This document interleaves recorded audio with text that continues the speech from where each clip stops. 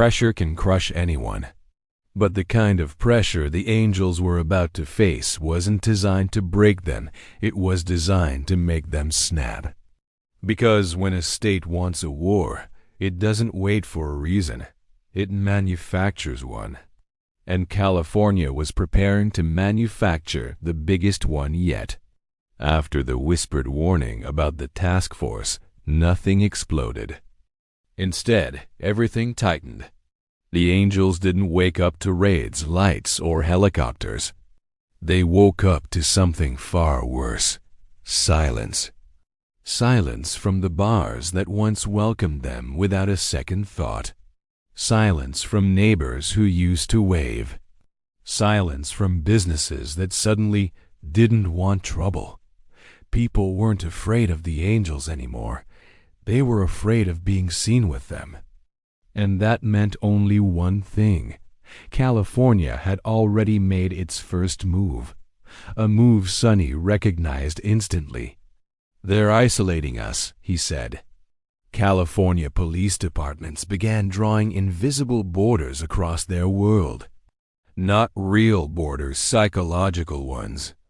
A simple ride through the East Bay suddenly required caution. 2 blocks might feel safe. The next block might not. One angel later said it felt like stepping into a minefield where the mines weren't real but the fear was. This wasn't random. It was calculated.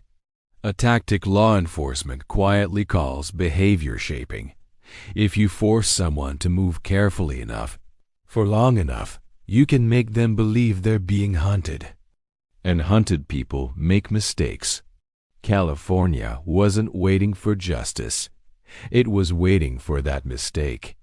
The unmarked cars from earlier weren't a momentary scare. They multiplied. Dark sedans began appearing outside angel hangouts, same cars, different drivers, lights off, engines idling, always watching. At first the angels ignored them. But slowly something unsettling became clear. The cars weren't just watching. They were counting. Counting who rode where. Counting who spoke to who. Counting which bars stayed open to which biker. This wasn't surveillance, it was mapping. California was building a blueprint of the club, connection by connection, friend by friend, searching for every possible weak point. And every brother felt the pressure tightening. Pressure doesn't just attack from the outside. It attacks from within.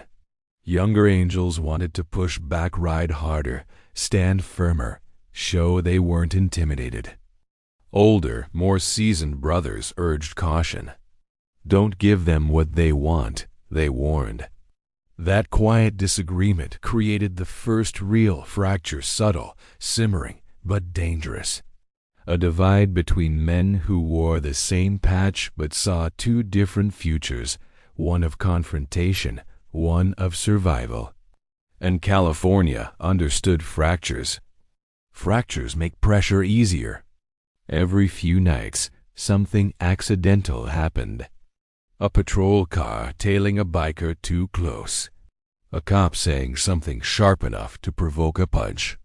A motorcycle bumped by a cruiser by mistake. Each incident tiny.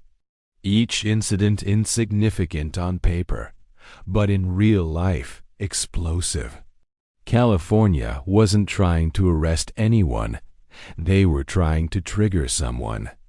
One punch, one shove, one angry reaction. That was all it would take to brand the angels exactly the way the state wanted, violent. One wrong moment could reopen the courtroom, but this time under California's control.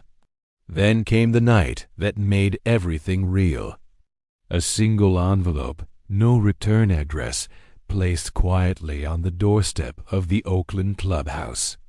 Inside was a single photograph, a biker leaving a bar, 2 cops behind him, and a red circle drawn around the biker's head. No threats, no signature, no message, just a red circle.